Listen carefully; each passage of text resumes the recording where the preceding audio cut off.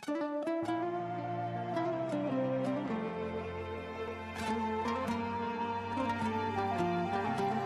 сағатындағы Ақсу көпсалалы жоғары колледжінің жастары Қазақстан Республикасының тәуелсіздік күніне арналған желтоқсан желі ызғарлы атты челленджді қабылдаймын.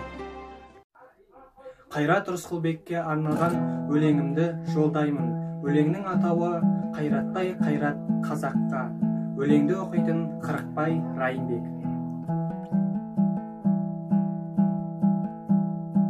Сол зұлымат кезеді, үкіметтің сөзеді, қанша қазақ жастары көтерілген кезеді. Сол үкімет жаланы Рысқұлбекке таққаны, көтерілген сол жерде айламен кіні таққаны. 16 желтоқсан жүректе тұр бар сасқан, не болады екен деп жастарым тентіректеп. Елімде берлеген ерлерім, қайратты батыр ер дедім. Махаббатты қазаққа, еліне ғана жеріне дегенің аяз. Тоңып барамыз, құтыла алмаймыз. Тек елім үшін, жерім үшін біз бәріне барамыз. Қайраттың көмегі қазаққа, жүрегі оның азат па? Әрине азат қазаққа, қазақты қазақ апарар азатқа.